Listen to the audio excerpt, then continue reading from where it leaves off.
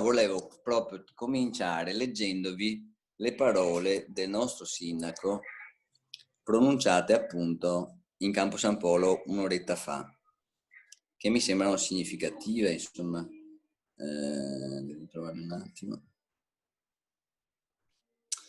Voglio ricordare, dice, tutti gli artisti, il settore della musica e le persone che sono state dimenticate nella fase dell'assistenza in questa fase di emergenza. Abbiamo insistito molto perché si attivassero misure di sostegno per questo mercato e per il lavoro di chi opera in questo settore. Non ci sono solo gli attori e i cantanti, ma anche gli scenografi, gli operatori che si occupano delle luci e tutta una serie di professionalità spesso dimenticate che noi riteniamo giusto omaggiare. Poi ringrazio Carlo e Giorgio, ringrazio il Teatro Stabile. Stiamo cercando in tutti i modi di lavorare con attenzione per il rilancio della città. Ringrazio le forze dell'ordine, i medici, gli infermieri e tutti coloro che in questo periodo hanno continuato a operare con efficienza per mantenere viva la città. Diciamo che è un refrain questo ringraziare tutti, però ringrazio appunto anche gli operatori dello spettacolo, gli attori, i cantanti, gli scenografi, quando ricordiamo bene le parole che ha usato nell'intervista al giornale quando ha parlato di paghette e come insomma un presidente della fondazione del Teatro La Fenice ha trattato sostanzialmente i propri lavoratori. Quindi insomma forse su questo si può anche intervenire, però io lascerei la parola a Elisabetta Tiveron, che insieme a Monica Quinn ci guideranno all'interno della realtà culturale e dell'ambiente e della vita mestrina. E quindi Elisabetta, quando vuoi, vai. E ringrazio i nostri ospiti e ringrazio anche appunto Filippo Tognazzo, che scopriremo come mai è qui con noi più tardi. Allora, sono ammutata, ok. Allora io prenderò pochissimo tempo.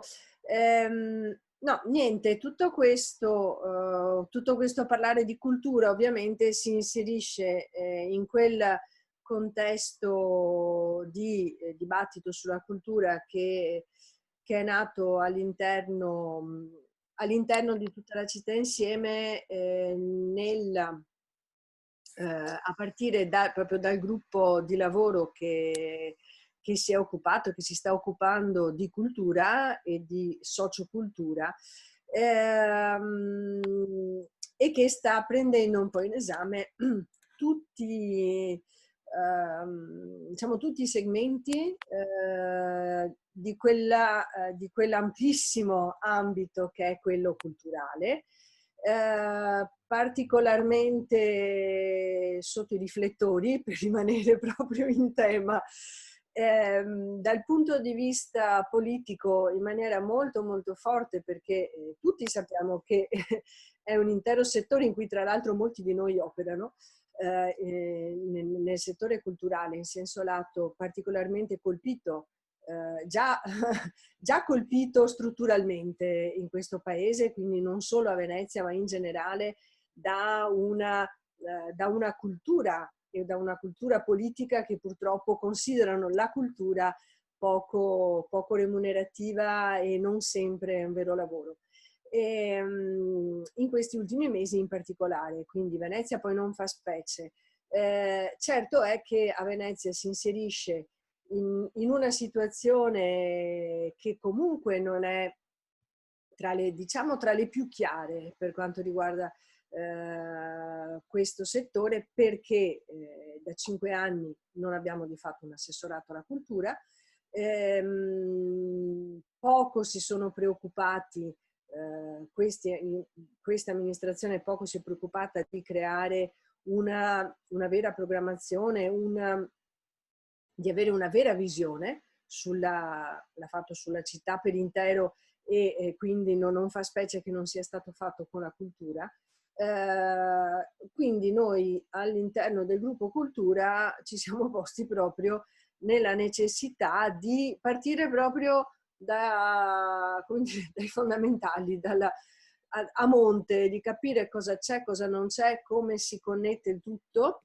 E all'interno di questo poi, trattandosi comunque di una campagna elettorale, quindi cercando di capire anche di che cosa la città ha bisogno, ma di che cosa ha bisogno appunto in vista delle elezioni, ma anche nell'immediato, perché appunto siamo comunque in un periodo di emergenza, ne è uscita fuori un'elaborazione particolarmente ricca di spunti, di programmi da portare avanti anche subito e anche di necessità proprio di incrociare poi l'offerta, non solo l'offerta, ma proprio un disegno culturale per la città, all'interno anche del dibattito sui beni comuni, perché parlando di cultura e volendo capire qual è lo stato dell'arte, che cosa c'è, cosa non c'è, che cosa viene programmato, che cosa invece esce spontaneamente dal basso e dove si fanno le cose, insieme ad un check su che cosa si fa all'interno del mondo culturale, ne è scaturito anche una necessità di capire dove e qual è la possibilità di avere spazi a livello pubblico. Per cui la città è in possesso di una tale e tanta quantità di beni, all'interno dei quali però in questo grande contenitore di beni pubblici, di spazi pubblici disponibili, ovviamente alcuni sono particolarmente importanti come luogo, e allora qui il discorso su Forte Marghera, su cui poi si innestano altri discorsi, vedi parcheggio, vedi questioni con la soprintendenza, però di uno spazio veramente importante dal punto di vista storico, dal punto di vista architettonico, e che già comunque ospita e che ha un potenziale immenso, fino ad arrivare a situazioni invece di cui se la stampa ogni tanto non arriva ad occuparsi, rischiano di passare non in secondo piano, ma proprio di essere completamente ignorate da una buona fetta di popolazione, di cittadini, come è successo appunto per questo progetto teatrale sugli Aspalti, di recupero di un bene pubblico dove ha progetto, come dire, chiavi in mano quasi per l'amministrazione, e l'amministrazione neanche si degna di dire, ma neanche no, e magari dire ok, no perché, cioè proprio nessuna risposta. E quindi ci sembrava importante dedicare una serata a questo. Fine. Passo a Monica. Problema con... Mi sentite? Sì. Ok. No, niente, posso sintetizzare questa serata nel dire che stiamo facendo una puntata, possiamo dire innanzitutto centrata su Mestre, che ha un problema culturale diverso da quello di Venezia. Mentre Venezia, la cultura di Venezia, il suo valore storico è ovviamente fuori discussione, da ogni discussione, a Mestre c'è una battaglia culturale sul ritenere Mestre luogo con valore storico, ed effettivamente anche la sua fisionomia, sappiamo benissimo che dal punto di vista urbanistico è stata stravolta nel secondo dopoguerra specialmente, e sappiamo benissimo che le sue tracce, le tracce della storia di Mestre sono rare, ma esistono ancora e sono molto importanti. Ma la narrazione su Mestre è sempre stata legata al fatto di essere una periferia, una città periferica, una volta dormitorio degli operai di Porto Marghera, e ora sembrerebbe dormitorio o diciamo zona turistica low cost di Venezia, sempre comunque in riferimento a un lato B di Venezia, forse anche oscuro. Quindi dal punto di vista culturale Mestre ha più difficoltà a vedersi riconosciute dei valori, diciamo così. stasera possiamo parlare sia di punti di beni comuni importanti per Mestre, che sono la torre di Via Spalti, che è una delle pochissime vestigia della cinta muraria di Mestre, che ricordiamo è medievale, insomma, dell'anno 1000, insomma. E anche il Forte Marghera, che invece è una costruzione più recente, di epoca napoleonica, ma che nel suo genere innanzitutto è unica per la commistione tra forte e acqua, acqua della laguna e modalità di difesa che doveva difendere Venezia appunto nello snodo cruciale tra terra e acqua. Secondo, è molto importante dal punto di vista storico perché Mestre ha un ruolo fondamentale nel Risorgimento.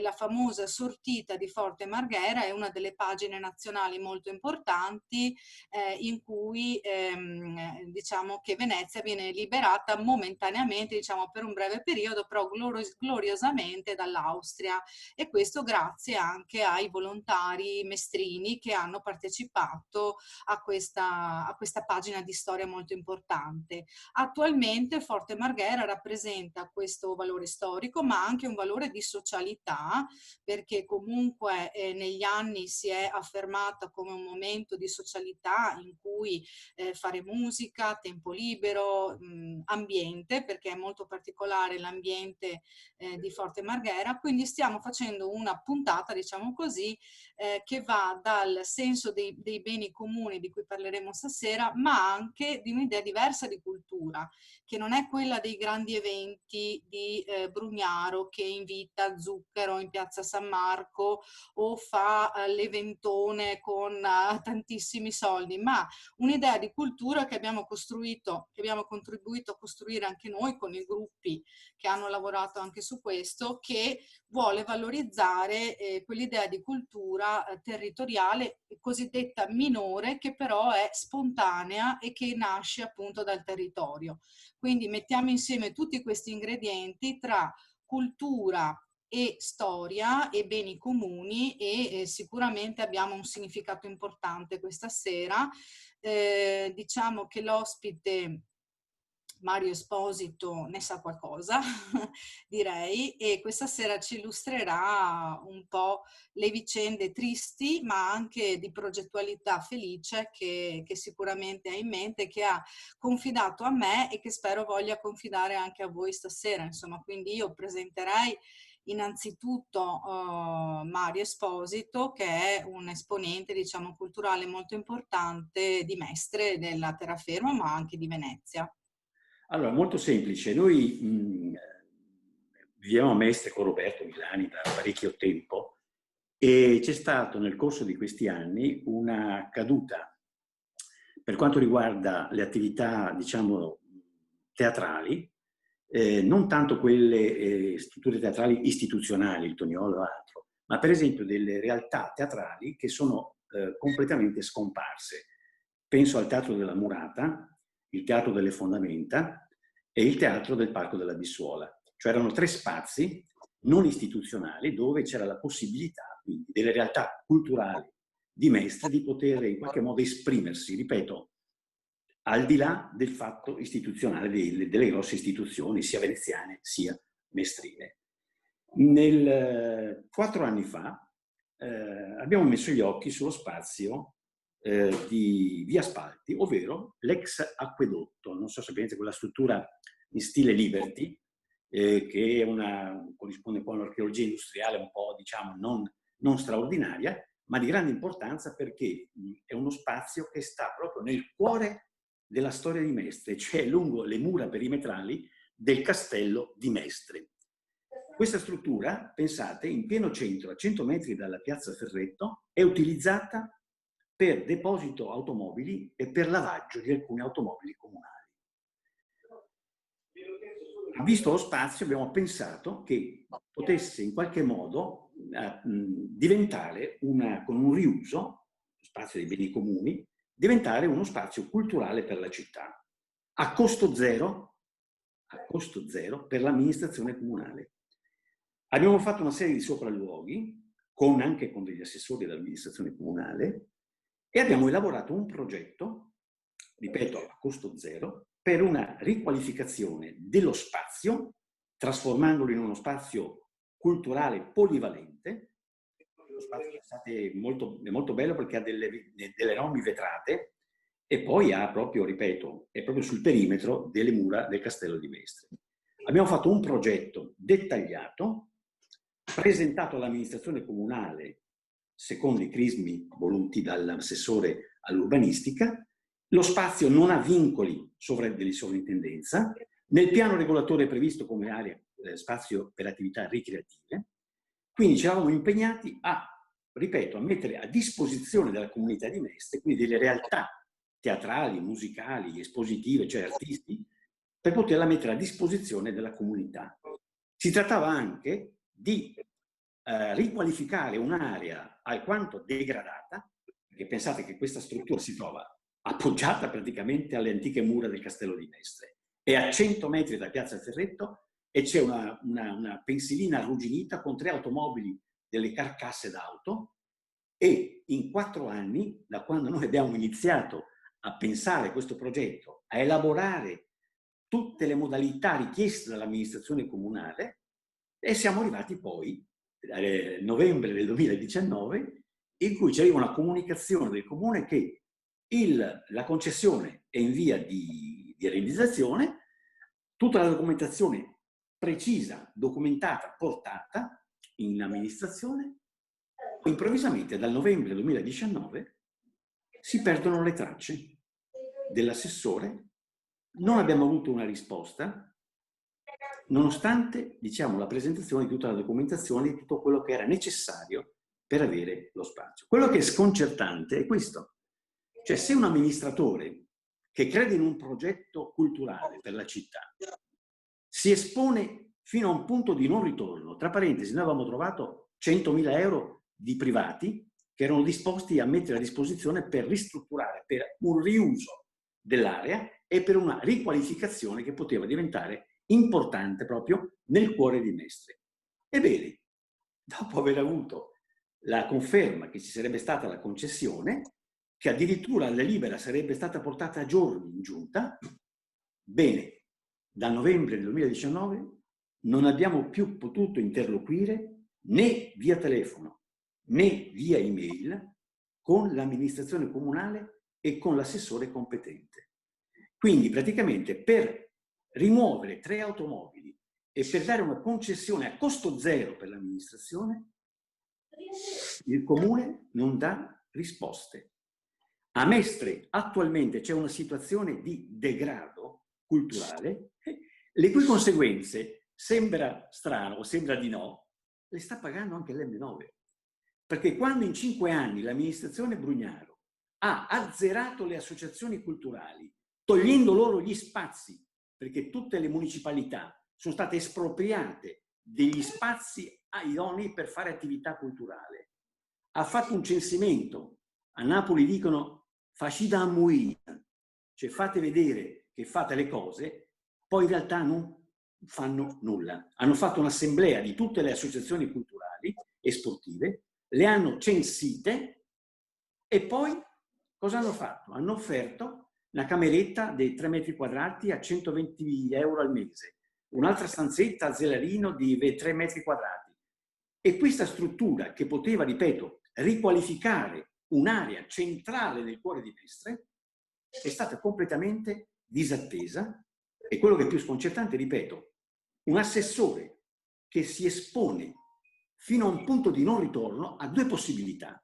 Se crede nel progetto, o lo impone oppure si dimette, perché tu non puoi aver investito un'associazione culturale che ha fatto tutti i preventivi, l'allestimento, i palchi, le luci, il riscaldamento, l'aria condizionata, poltroncine, tutto, e poi arrivi a un punto, mi telefoni, mi dici che la concessione è in via di attuazione e sta per andare in giunta, e poi scompari e da 6 mesi non siamo in grado, a meno che io non vada ad occupare l'ufficio di De Martin e mettermi davanti alla porta, ma vedo che probabilmente scapperà, non si farà neanche trovare.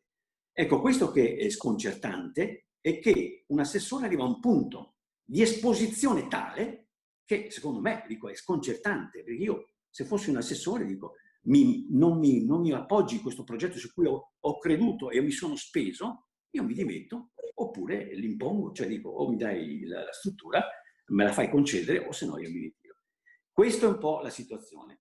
Quindi quello che è grave è che, ripeto, in questi anni c'è stata una mortificazione di tutte le realtà culturali, perché lo spazio che noi volevamo mettere a disposizione era uno spazio per la comunità. Vuol dire che io non devo fare il teatrino, perché io ho gestito un teatro per 35 anni, un teatro comunale, voglio dire, a Milano. Roberto Milani viene da un'esperienza cinquantennale di attività teatrale. Quindi sono due professionisti che in qualche modo potevano garantire, anche col curriculum, la qualità della proposta. E ripeto, era una semplice volontà di dare a Mestre uno spazio, ripeto, non istituzionale, ma dove le realtà culturali potessero esprimersi. Era uno spazio che poteva ospitare teatro, musica, arti figurative e attività varie, perché aveva una struttura completamente mobile, quindi 100 posti, però le strutture non erano fisse, ma erano la possibilità quindi di variare e di mettere a disposizione anche degli artisti, perché è uno spazio bellissimo che ha delle vetrate enormi,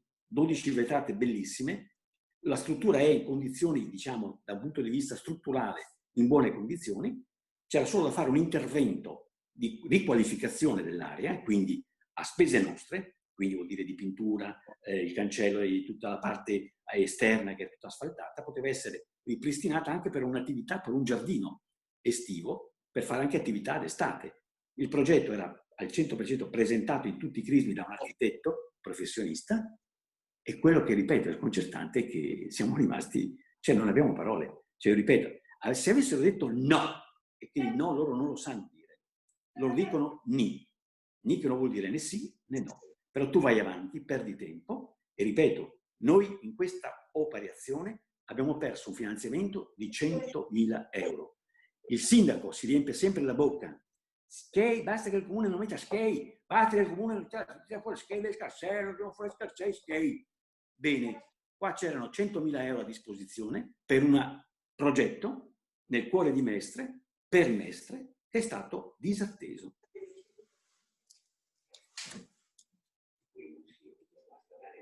M9, e lo dico qui a tutti, l'M9 non è una questione di gestione, possono chiamare tutti i manager da tutto il mondo, da New York, da Los Angeles, sono venuti da Milano, da Roma, da Firenze, dove.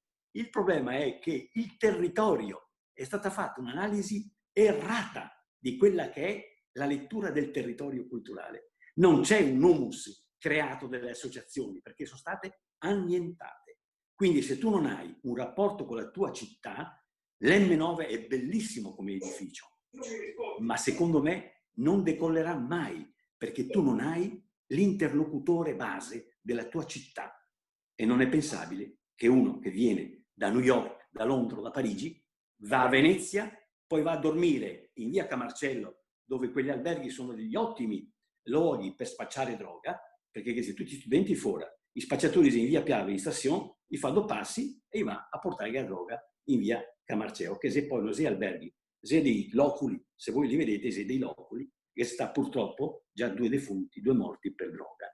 Ecco, detto questo, questo crea anche qui dei problemi alla struttura dell'M9, perché ne hanno fatte, le stanno tentando tutte, ma non hanno capito che è la città che è stata, l'analisi è stata fatta da chi aveva inventato quel bellissimo giocattolo, che la realtà è quella che è, perché non c'è stata, cioè l'associazionismo è stato ucciso togliendo i finanziamenti e togliendo gli spazi. Quando tu hai tolto spazi e finanziamenti hai fatto morire la realtà locale. Poi certamente il Toniolo va benissimo, non è? Però ripeto, quello è uno spazio istituzionale, ma spazi liberi dove la gente può esprimersi, gli attori, i musicisti, gli artisti possono esprimersi, a Mestre non c'è. E questo poteva diventare un spazio, ripeto, esclusivamente a disposizione, perché noi, io e Roberto Milani, abbiamo già le nostre attività, non avevamo bisogno della casetta, avevamo una casetta grande col teatro a Milano. Quindi era solamente, vuole fare una cosa per Mestre, per qualificare un po' anche la realtà, la città che, ripeto, questo luogo è a 100 metri da Piazza Ferretto e l'idea era quella di riqualificare l'area e soprattutto di tenere viva la memoria storica del Castello di Mestre. Perché, ripeto, la struttura è nel cuore storico di Mestre. E questo a loro, all'amministrazione, non interessa per niente. Ecco, io rifletterei su queste parole e prima di passare la parola a Brunello, di Mestre Mia, appunto, che sa qualcosa appunto di tutti i problemi che dobbiamo affrontare per avere un briciolo di attenzione sulla cultura e sugli spazi, sui beni comuni a Mestre, farei riflettere sullo stretto collegamento che c'è tra beni comuni, spazi pubblici e il fatto che questa concessione di spazi pubblici voglia dire riqualificazione e valorizzazione vera, rigenerazione della città, perché se noi togliamo questo, togliamo la vita nella città, non possiamo far altro che mercificare anche Mestre e male anche. Quindi ci sono dei collegamenti fra queste cose. Adesso Brunello ci parlerà del problema di Forte Marghera e del progetto del parcheggio.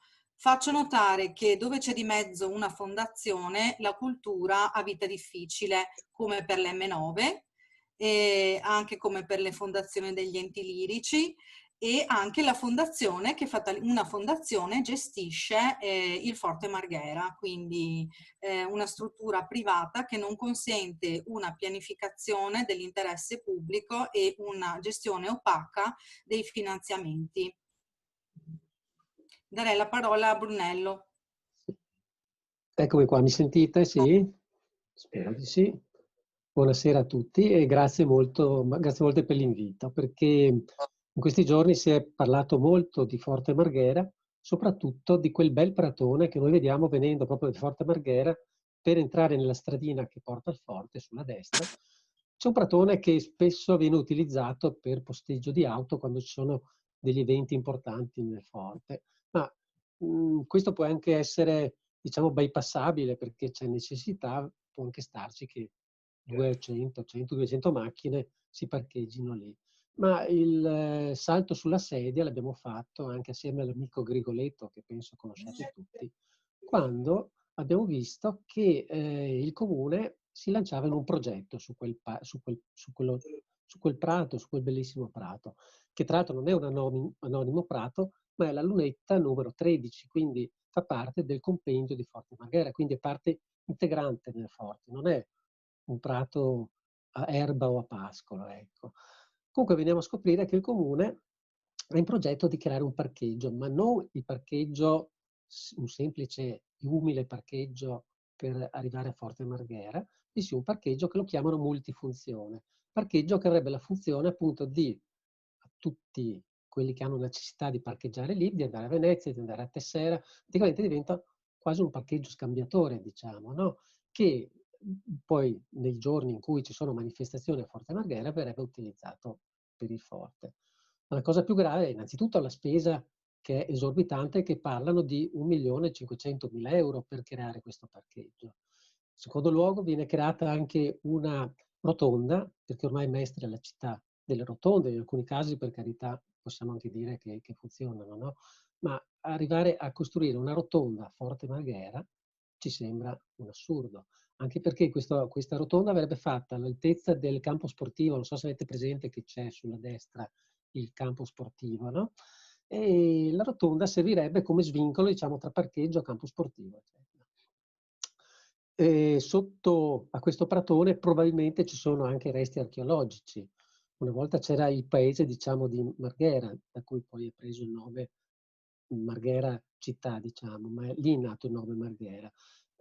Sotto di questo pratone passa sicuramente, c'è un tracciato della Viagna, quella che poi va a Campalto e poi prosegue. Sotto questo pratone ci sono bombe, proiettili, chissà quant'altro, per tutti gli scontri che sono avvenuti nel 1848 in seguito. Quindi è un luogo che noi lo riteniamo sacro.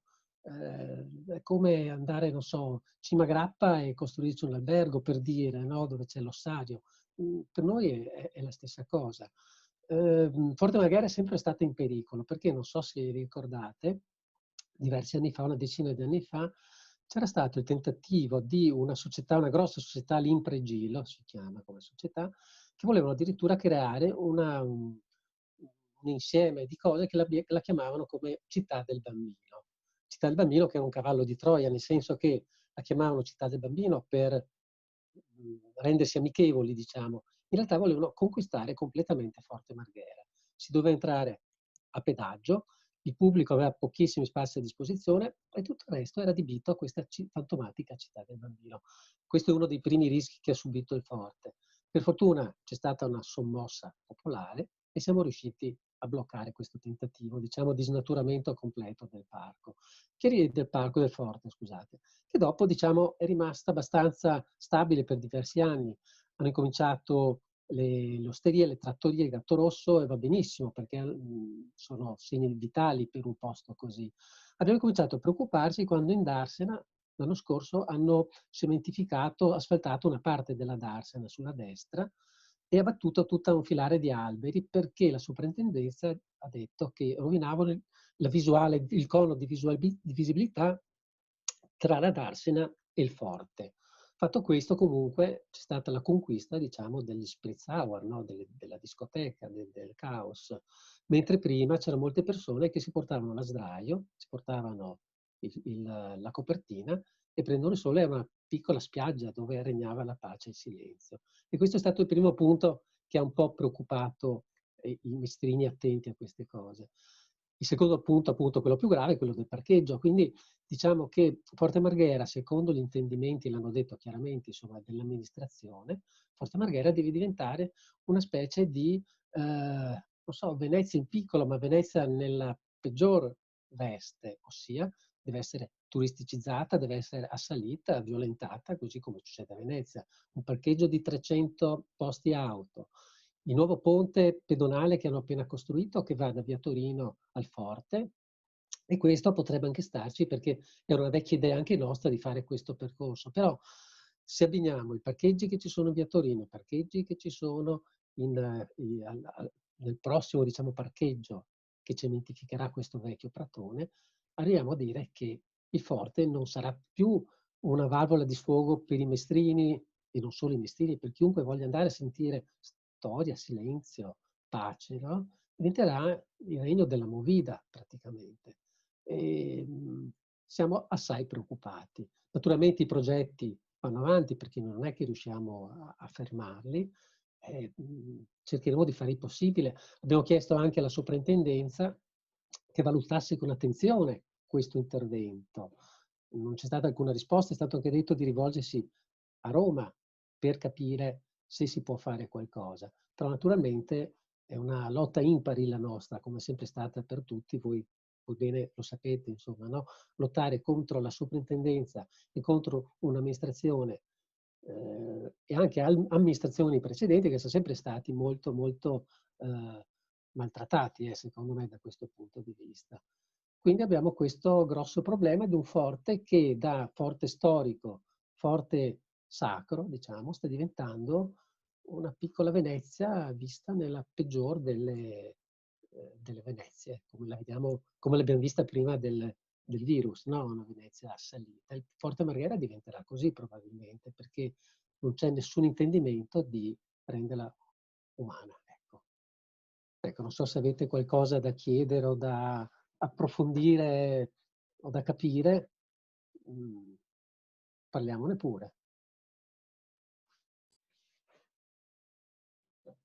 Sì, magari ci puoi illustrare, Francesco, Sì. i progetti, il progetto non solo del parcheggio, ma anche gli interventi che stanno attualmente facendo all'interno del Forte, sia per quanto riguarda il ponte storico che per quanto riguarda la baia, la Darsena. Sì, beh, allora la Darsena avevo accennato prima, nel senso che è stata parzialmente asfaltata, diciamo, detto che era una copertura leggera, comunque non c'è più il prato erboso che c'era prima, no? E quindi già quella ha perso le sue caratteristiche originarie, secondo noi.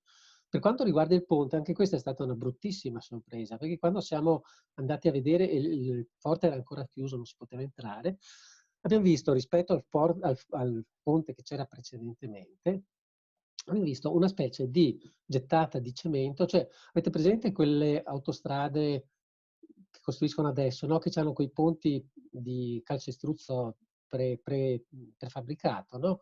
Quindi sono una ventina di metri di calcestruzzo bianco prefabbricato buttati lì.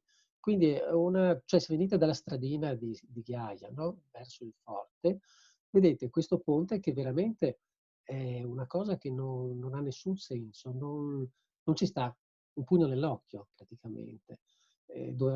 Se doveva per forza essere ricostruito, doveva essere ricostruito con altri criteri. La scusa per cui l'hanno potenziato con questo sistema è perché hanno detto che devono transitare camion pesanti, eccetera. Anche questo ci preoccupa, camion pesanti per cosa? Cioè cosa volete fare lì dentro per mettere giù un ponte di calcestruzzo che non ha nessun senso, ecco. Per quanto riguarda invece il parcheggio, l'idea che hanno loro è quella di sbancare appunto il pratone, costruirlo a regola d'arte naturalmente, per carità, ma non ci sarà più il prato, ci saranno tutte quelle, ci sarà asfalto, cemento, ci saranno mattonelle, ci saranno lampioni, un parcheggio anonimo come vediamo in qualsiasi, non so, ad Ese, allo Shan, avete capito? Cioè perdiamo tutto quell'approccio che noi sognavamo di avere venendo da Piazza Barche, perché una delle idee che avevamo noi cittadini, ma che è sempre stata molto, molto discussa e apprezzata, è quella di creare proprio un passeggio tra Piazza Barche e Forte Marghera. Quindi rivalutare completamente la strada, la via Forte Marghera, no? Creandola ciclabile, pedonabile. La strada è molto larga, quindi ci può stare anche una via automobilistica, non ci sono problemi, ci stanno anche le auto volendo, no? Però può essere fatta a misura d'uomo.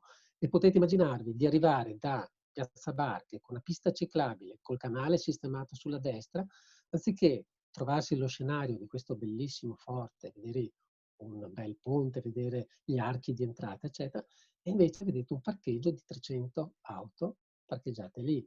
Quindi andiamo a snaturare completamente anche, diciamo, l'aspetto visivo, oltre che anche percorribile, perché se c'è un parcheggio ovviamente non puoi passare dentro al parcheggio. Quindi si va a distruggere completamente un'ipotesi che sarebbe stata splendida per Mestre, cioè proprio il collegamento tra Mestre Centro e il Forte, così come era un tempo, no? Poi dal Forte San Giuliano e da San Giuliano a Venezia. Quindi è tutto un percorso che la Monica conosce bene, no? Che parte, come possiamo dire, dall'ex Umberto I, forse anche prima, forse parte anche da prima, cioè un percorso a misura d'uomo che vada al di sopra, al di fuori di tutti gli schemi a cui ci hanno costretti fino adesso. Ecco, non so se avete altre cose, se sono stato abbastanza chiaro, se volete altre delucidazioni. Tu Monica cosa mi dici?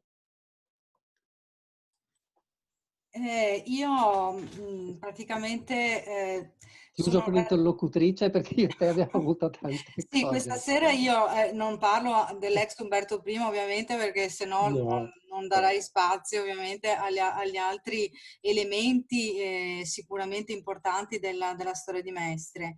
E comunque credo che questo non rispetto dei punti importanti della storia di Mestre sia anche una strategia, perché non considerare Mestre nella sua storia significa considerarla un foglio bianco e preda di speculazione. Faccio per esempio l'antica posta, ecco un altro elemento importante di questo disegno che dicevi tu, che fa parte di una storia secolare di interscambio europeo addirittura tra il porto di Mestre, l'Europa, Venezia.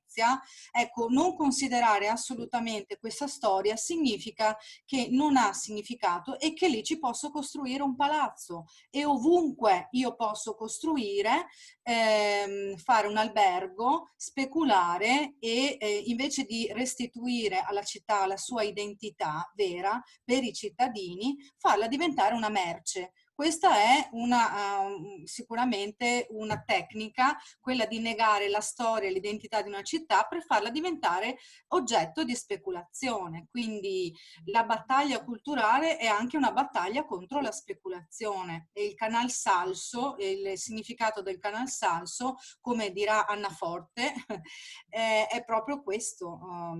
Elisabetta, ecco, chiedo a te di presentare la nostra ospite, diciamo, se la puoi presentare, ecco. Sì, molto volentieri. Tra l'altro io, abitando proprio tra Forte Marghera e il parco, in tutto questo sento tutto questo dibattito molto molto vicino. Sì, io passerei la parola a Anna Forte per l'Associazione Amici del Parco, di Parco San Giuliano, perché anche quindi proseguiamo anche proprio fisicamente verso Parco San Giuliano, e quindi a conclusione di questa conclusione, a successiva tappa di questa passeggiata mestrina. Grazie.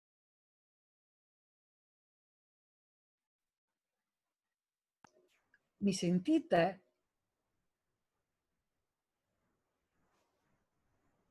Sì, sì, prego.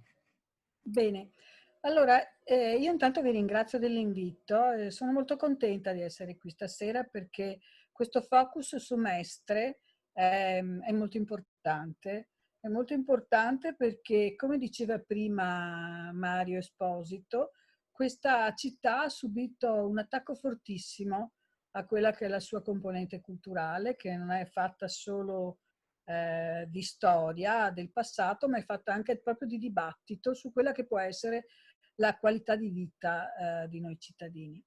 Perché dico questo? Perché c'è un filo comune che lega questi due punti di discussione, quindi l'ex garage comunale che vorremmo in qualche modo restituire alla città sotto una veste di fruizione culturale, di spazio di libertà, poi di democrazia e anche di divertimento. In questa città c'è bisogno di divertirsi.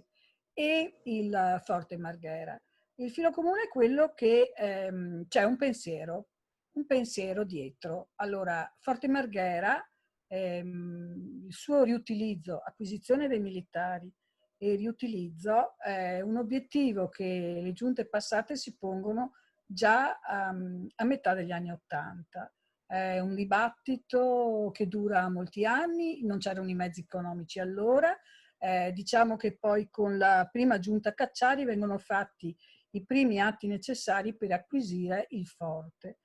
Il forte viene quindi salvato perché il dibattito in quel tempo vedeva il demanio addirittura volerlo dismettere e venderlo ai privati.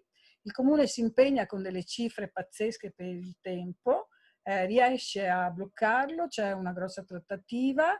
Andrea Grigoletto questa cosa era molto giovane ma l'ha seguita in parte, e il forte viene acquisito dal comune e inserito dall'architetto di Mambro in quella che è la progettazione del Parco di San Giuliano. Il Parco di San Giuliano è stato definito da un noto critico di architettura americano, in questo momento mi sfugge il nome, ma non mi sfugge quello che ha detto, che è stato l'atto più coraggioso di progettazione partecipata della città di Venezia. Perché ci sono voluti 20 anni perché attraverso una serie di successivi tentativi di utilizzo dell'area sulla gronda della laguna, la città di Venezia si riappropriasse, Mestre in particolare, di questa che era una polarità, cioè un sogno di una città fatta, voi avrete senz'altro seguito, fatta da due polarità. Ma fondamentalmente Mestre si riappropriava attraverso il disinquinamento e il recupero della gronda lagunare lì a San Giuliano, con annesso e collegato il Forte Marghera, del suo affaccio alla laguna e del suo carattere di città anfibia. Questo perché? Questo per motivi squisitamente politici di riscatto rispetto a uno sfregio che era stato fatto all'ambiente, una distruzione operato dall'industrializzazione selvaggia di cui questo territorio ha pagato dei prezzi in termini di salute e di paesaggio ancora evidentissimi, ma anche perché erano gli anni di Agenda 2000 e quindi stavamo parlando della qualità di vita dei cittadini. Quindi un luogo disegnato, pensato, con un concorso internazionale a cui hanno partecipato, mi sembra, 10-12 progettisti, e vinto da Di Mambro, che vince il progetto proprio con questi tratti nella relazione.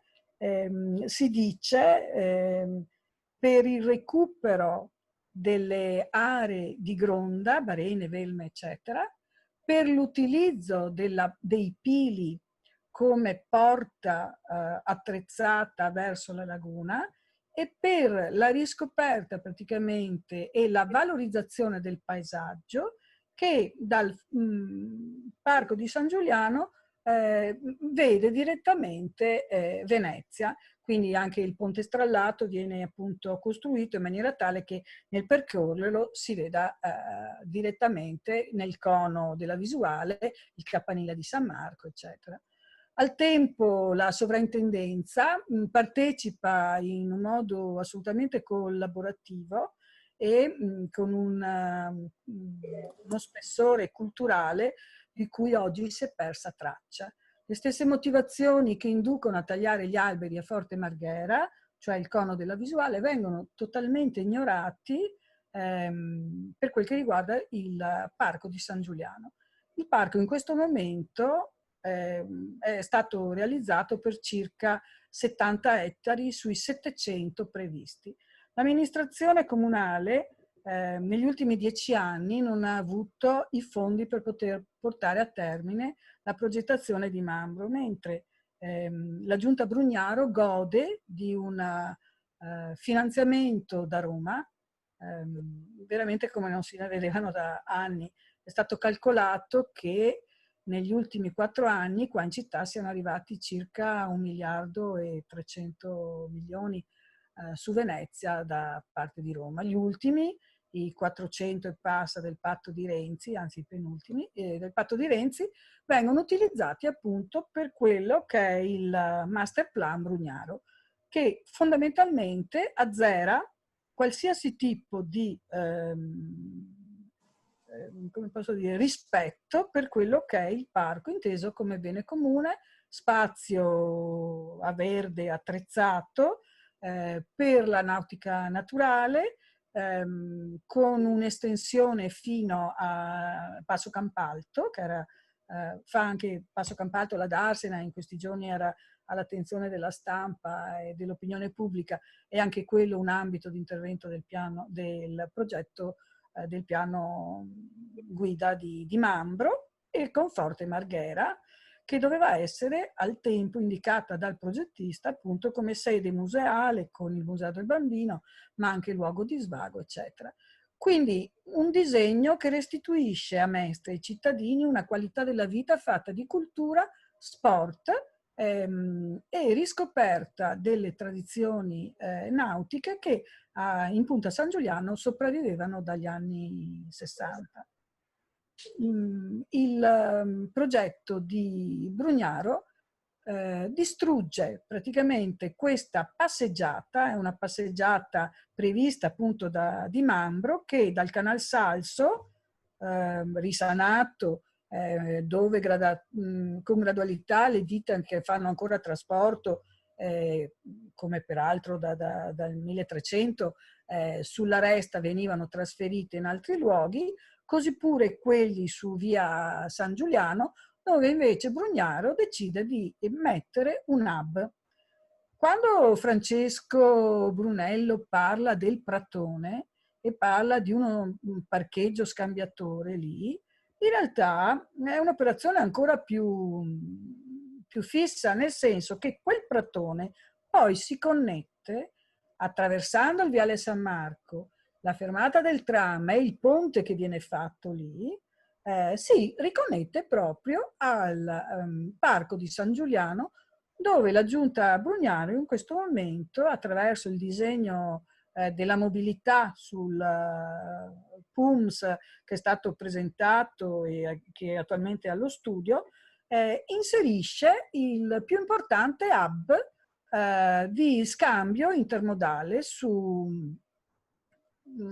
voglio dire, con un disegno antico, vecchio, datato, dove non sono previsti mezzi elettrici, dove viene inserito un interporto praticamente, che nelle passate edizioni e progettazioni del comune andava organizzato al tronchetto. Voi sapete che Brugnaro, le prime cose che ha fatto, ha levato il parco della laguna, quindi ha levato dalle acque di fronte al parco quell'attenzione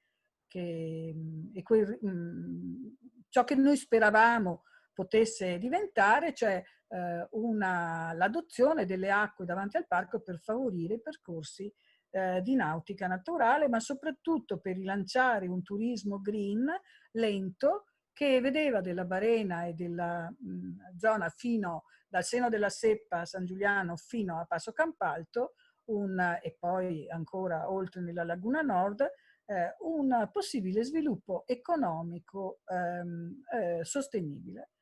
Quindi la linea di Vaporetto, il tram che arriva là, i mezzi privati, il parcheggio scambiatore, i bus, cioè sostanzialmente San Giuliano diventa un nuovo Piazzale Roma.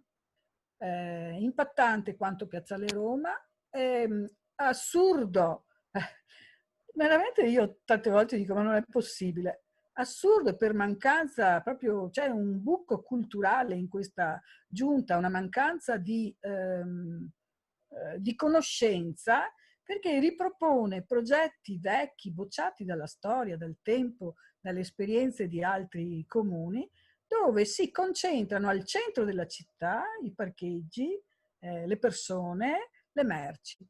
Quando in tutto il mondo l'operazione che si fa è quella di portare all'esterno e di invece valorizzare i parcheggi scambiatori e incrementare quello che è il trasporto pubblico. Un'operazione che è dal punto di vista paesaggistico devastante, dal punto di vista della qualità della vita fortemente impattante, che non permetterà più la nautica naturale. Voi sapete che in Punta San Giuliano abbiamo 5 associazioni sportive che da anni hanno il merito di aver un tempo difeso quel luogo dalle speculazioni, l'hanno mantenuto vivo e hanno sviluppato dei percorsi anche in rapporto con le scuole, con le associazioni dei disabili, eccetera, per tramandare queste tradizioni che in città sono molto sentite, quanto e più di Venezia. Noi, le associazioni sportive di Punta San Giuliano, contano circa 3.000 iscritti, quindi una fetta importante di appassionati. Noi come associazione stiamo tentando di batterci contro questo disegno. Non abbiamo nella sovrintendente un'alleata, questa è dichiaratamente alleata di Brugnaro.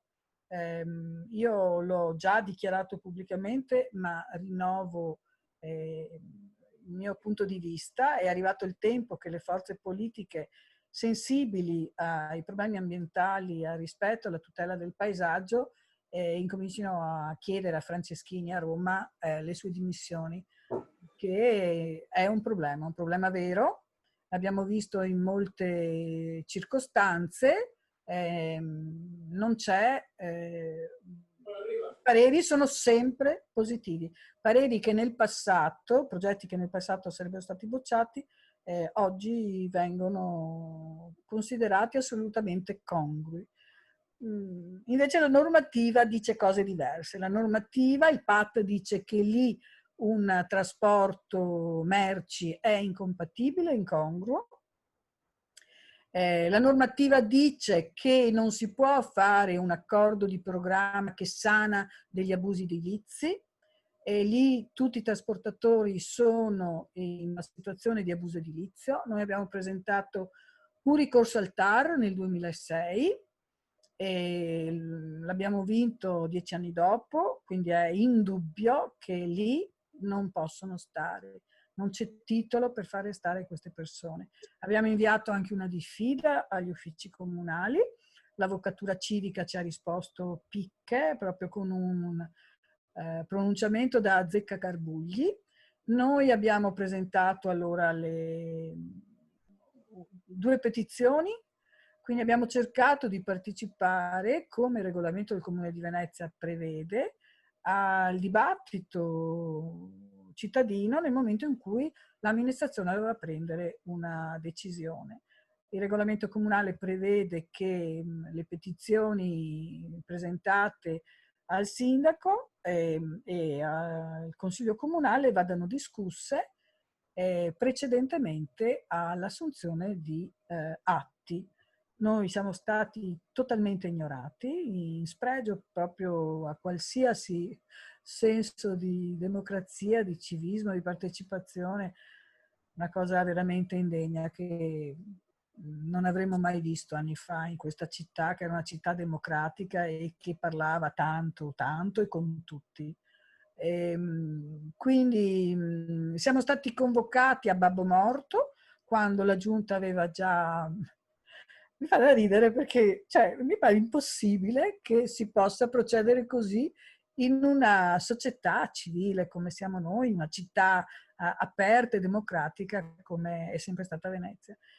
Noi quindi, la giunta ha licenziato il suo provvedimento, la commissione non ha mai discusso, il consiglio comunale ha dato mandato al sindaco, la municipalità di Mestre Centro per fortuna ha dato parere negativo, sfavorevole al progetto, all'accordo. Abbiamo presentato le osservazioni che voi sapete è un procedimento amministrativo insomma impegnativo, ecco, e anche queste non sono state ancora discusse. Il sindaco ha ricevuto mandato dal consiglio comunale per firmare un accordo di programma dove sostanzialmente, così come ha regalato per 10 anni a costo zero, nel senso concessione gratuita, il 64% del parco per i 3 mesi estivi alla ditta, l'azienda che doveva realizzare l'Home Festival, in totale spregio di quelle che sono invece le necessità della città. Voi sapete poi che sono 2 anni che i lavori iniziati hanno visto l'intervento della magistratura, che adesso sta ancora lavorando, ma con un'ipotesi di reato di trattamento illegale di rifiuti per i lavori, e il parco è stato abbandonato. Noi vediamo i cassoni, i terreni esposti, reti di recinzione divelte, lavori fatti, proprio in questi giorni abbiamo pubblicato sul sito lavori fatti con i camion che passano sul prato, insomma una totale disattenzione a quella che era la cura e il benessere dei cittadini, che infatti il parco lo frequentano ormai solo e fondamentalmente nella parte iniziale. La punta è stata regalata al Polo Nautico e quindi, diversamente dal progetto di Mambro che li collocava lungo il seno della Seppa, il sindaco ha liberato il seno della Seppa e li ha trasferiti verso la Canottieri. Quindi non, come si è visto durante il lockdown, era impossibile arrivare alla punta se non passando attraverso il cancello dei Canottieri. Quindi uno stravolgimento totale. Ora noi siamo arrivati alla partita finale e abbiamo presentato, l'istruttoria è già finita, stiamo facendo le carte di legittimazione dell'associazione e stiamo presentando un ennesimo ricorso al TAR. Il tentativo è quello di battere e di fermare, ovviamente di prendere tempo, e di fermare questo scempio che nasce, ripeto, sostanzialmente da una mancanza di cultura e da uno spietato affarismo che vede, potrei parlarvi altri 10 minuti ma vi dispenso, come l'affarismo ha un nome e un cognome all'interno di questo progetto. Ma questa è un'altra puntata.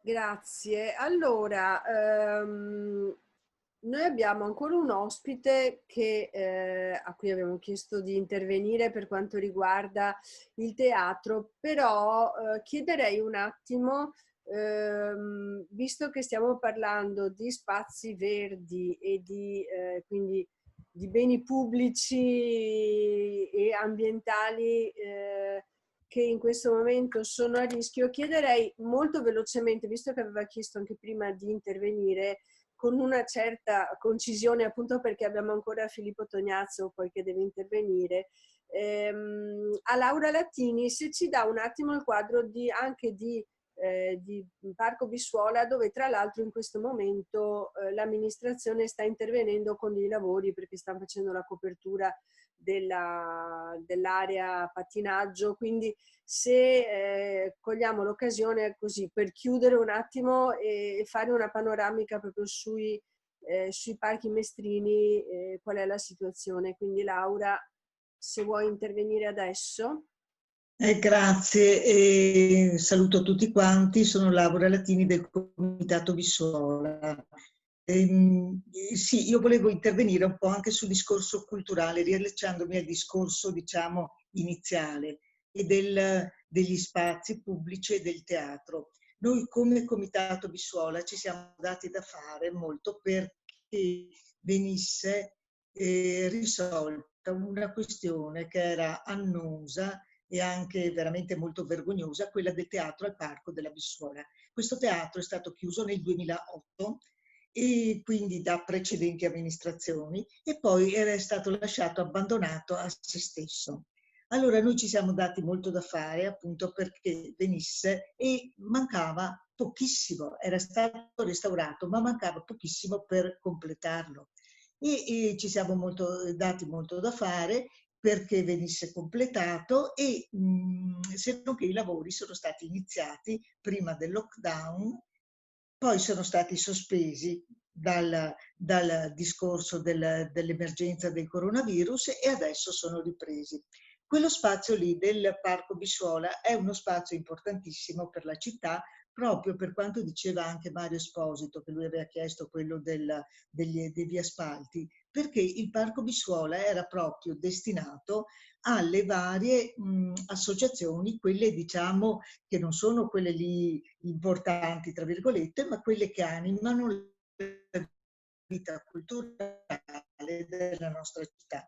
Tra l'altro il parco non ha soltanto questo teatro, appunto, che è chiuso perché attende da 12 anni che venga finito il restauro, ma c'è anche altri spazi all'aperto che sono ideali appunto per l'estate. Soprattutto c'è l'arena all'aperto che in anni precedenti ha avuto anche conosciuto periodi belli, appunto durante l'estate veniva usata per spettacoli a volte anche importanti. C'è venuto anche molti anni fa anche Roberto Vecchioni per esempio, però anche a varie compagnie che appunto creavano tutta quella vivacità culturale che comunque a Mestre c'è sempre stata. Magari non è conosciuta come da altre parti, ma c'è sempre stata. Il problema è quello appunto degli spazi, che in realtà esistono, però sono sempre svuotati e vengono lasciati abbandonati. Altre volte mi pare di avervi parlato ancora del Centro Culturale Candiani, che è una costruzione proprio vicina alla Piazza Ferretto, che ha lo scopo appunto di un contenitore di spazi, di sale. In alto c'è anche lì un auditorium che serve per spettacoli teatrali per un pubblico non molto vasto, ma insomma è anche quella una bella sala adibita anche che può essere adibita a concerti e spettacoli teatrali. Cioè questo è un contenitore di spazi. Ora, come hanno fatto per svuotarlo? Praticamente hanno messo tutto quanto a pagamento. Allora, cosa succede? Che le varie associazioni culturali, quelle lì che sono insomma piccole, non hanno la possibilità di pagare lo spazio. Per esempio, se uno vuole presentare un libro, non è che possa mettersi a pagare 80-90 euro, che dopo è più la spesa dell'impresa, capito? O varie associazioni che vogliono magari iniziare nella città un dibattito culturale su certi temi, non possono spendere cifre grosse, perché dopo il tutto avrebbe ricadute sugli associati. E quindi in questo modo hanno fatto in questo modo hanno impoverito, proprio questo è stato Brugnaro, ha impoverito quella che era una vivacità culturale esistente nella nostra città, fatta di piccole cose, ma di tante piccole cose, che sono quelle che creano ricchezza in una città, che sono quelle che cambiano anche la vita delle persone. Per esempio, adesso qui non so se lo vedete, questo opuscolo sono le attività della Cultura Venezia, le attività culturali, adesso non è che si veda molto bene, di gennaio-febbraio, fatte nel nostro comune, che comprendono tutto, dal Lido, passando per Venezia, fino a Mestre e fino anche a Favaro, a Favaro, a Zelarino, eccetera. Cioè, praticamente prima della Giunta Brugnaro, un opuscolo del genere veniva fatto soltanto per il Candiani. Adesso veniva fatto, le attività culturali, quelle di piccolo, diciamo, taglio, non coprivano, quelle di tutto il nostro comune, non coprivano neanche quello che veniva fatto una volta al Centro Culturale Candiani. Quindi questo per dire che Mestre ha le sue possibilità, soltanto che sono stati preclusi gli spazi col sistema del mettere tutto a pagamento, capito? Va bene, io mi fermo qui perché i temi mi pare che siano un po' due. Uno è il discorso culturale, l'altro il discorso del parcheggio del Forte Marghera, su cui sarebbe da fare anche un altro ragionamento, ma non so se adesso sia il momento o se magari più avanti, non so neanch'io se fare il discorso, perché il discorso quel parcheggio che è progettato su Forte Marghera è un discorso che riguarda il paesaggio, la storia di Mestre, ma riguarda anche la mobilità. Perché con quel parcheggio lì, signori, lui vorrebbe, in completa controtendenza con tutto quello che sta accadendo nelle altre città europee, vuole privilegiare il mezzo privato a discapito del mezzo pubblico. Cioè lui cosa vuole farti fare? Vuole che tu vada in macchina fino al Forte Marghera e che tu lasci passando per tutto il centro di Mestre, passando per tutte le località della terraferma, inquinando tutto quanto, e che tu lasci la mezzo lì per poi andare con la navetta fino a Venezia. Capite che questo è proprio un discorso che è in completa controtendenza con quello che diciamo noi, che le città devono essere liberate dal traffico, devono essere fatte le ZTL, e questo sindaco le ha tolte, quelle che c'erano, e noi chiediamo che vengano ripristinate, che ne vengano aggiunte altre. Deve essere privilegiata la mobilità ciclabile, ma il mezzo pubblico, che è l'unico che può garantirti appunto la diminuzione dell'inquinamento in città. Grazie, mi chiedo scusa perché so che ho occupato molto spazio e ho parlato anche di più cose, comunque lascio la parola agli altri, vi ringrazio. No, grazie.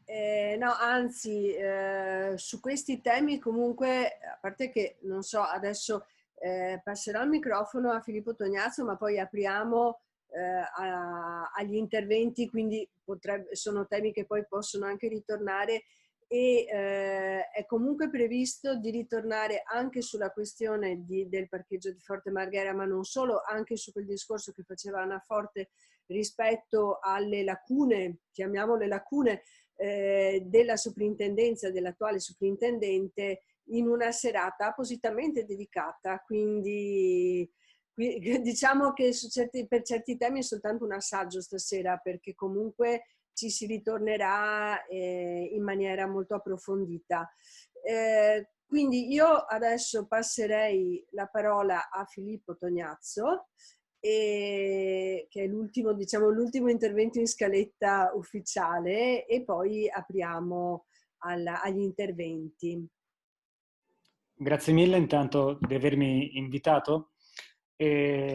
Scusatemi se farò un discorso un po' più generico, nel senso che non sarò specifico su Mestre, ma parlando con Giovanni Andrea ci è venuto in mente di condividere con voi una cosa che riteniamo molto importante, che sta coinvolgendo il teatro delle compagnie indipendenti. Noi il 22, assieme ad altre 15 compagnie professionali, ci ritroveremo a Padova per fondare un'associazione di rappresentanza, perché ci siamo resi conto in questi mesi, attraverso una serie di tavoli di lavoro, che si parla sì di cultura minore, di interventi minori, ma se poi andiamo a considerare i numeri ci rendiamo conto che le compagnie indipendenti raggiungono una programmazione superiore a quella del circuito regionale Arteven, un numero di spettatori se non superiore, perlomeno equiparabile a quella dello Stabile, e quindi vorremmo proporre innanzitutto di poterci sedere a un tavolo richiedendo una giusta rappresentanza, cioè di poter incidere su quelle che sono le scelte di indirizzo, diciamo, della regione, e soprattutto che si cambi un po' una visione culturale che non è quella dei grandi eventi che danno prestigio, e per carità noi non vogliamo assolutamente intervenire, crediamo che siano assolutamente importanti, ma crediamo che la cultura non sia soltanto quella dei numeri, ma sia quella che svolgono le associazioni sui territori e che mira invece a creare un legame sul territorio. Crediamo che quando noi lavoriamo con disabili, con anziani, con bambini, con scuole, con spettatori che conosciamo uno per uno perché con loro abbiamo creato un legame, ecco, quella sia veramente la parte importante di cultura. Chiediamo che la programmazione venga fatta in collaborazione con i territori. Vorremmo che questa associazione, che come vi dicevo partirà da 15 rappresentanti, alcune sono compagnie come Boxer, Stivalaccio, Bresci, Zelda, ma c'è anche Farmacia che vedo connessa questa sera, che fanno da sole circa 500 repliche l'anno, quindi sono numeri importanti, ma ce ne sono molte altre che fanno teatro di ricerca, c'è una connessione con REV, sono 20 compagnie di danza contemporanea attive già sul territorio. E semplicemente noi vogliamo avere una rappresentanza, vogliamo poter costruire dei bandi, dei progetti che offrano a tutte le compagnie professionali le stesse occasioni di lavoro, che tutelino i lavoratori veramente, quindi con un'adesione anche al contratto nazionale, e che permettano al tessuto di fatto di crescere. Ci sembrava opportuno condividerlo con voi. Ho sentito prima l'intervento bellissimo di Esposito che parlava un po' di questo, di riappropriarsi del territorio. Vorremmo essere degli interlocutori, l'associazione non prenderà fondi, vuole essere puramente di rappresentanza, perché riteniamo che se non abbiamo finanziamenti siamo assolutamente liberi, non siamo ricattabili e possiamo veramente cercare di tonificare, noi chiamiamo sanificare il tessuto culturale per quello che riguarda il teatro e creare delle condizioni nelle quali si possa veramente reinnestare una partenza.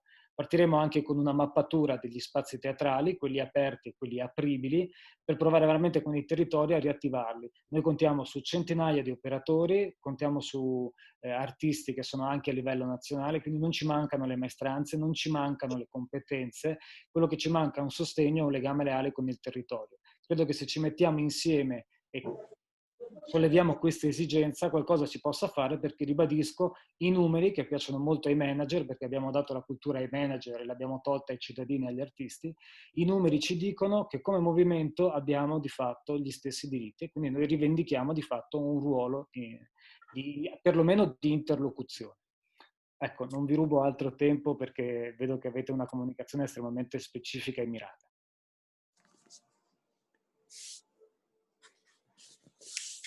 Grazie Filippo, se posso, Elisabetta e Monica, intervenire solo un attimo. Beh, intanto volevo ringraziare tutti per gli interventi e per aver fatto il punto su questa situazione così difficile, e per aggiungere un tassello difficile, nel senso la storia triste di questi spazi civici, questi spazi cittadini che vengono e che sono stati in questi anni negati ai cittadini.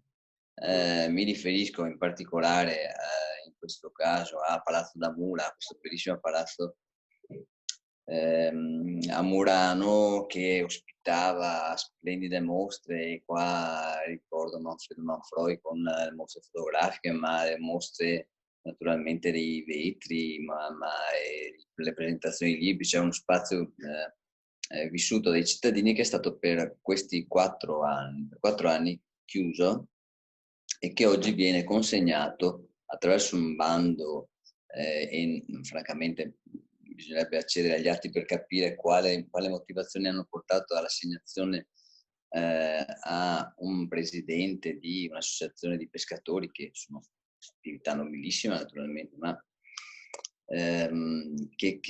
a cui viene concesso per 5 anni l'utilizzo dello spazio per creare sostanzialmente un museo della laguna.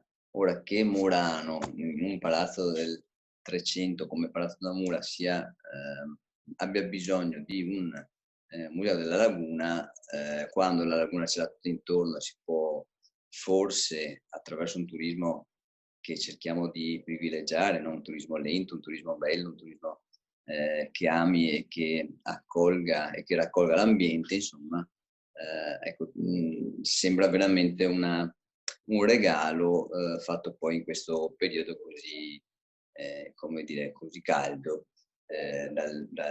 dalla giunta, dal sindaco. Aggiungiamo questo a tutti gli altri spazi culturali della città. Mi viene in mente il Città 95 della Giudecca, mi viene in mente lo stesso Teatrino Groggia che fino a 4 anni fa appunto era usatissimo ed era aperto alla cittadinanza, per parlare solo degli spazi, diciamo, vicini qua nella città d'acqua.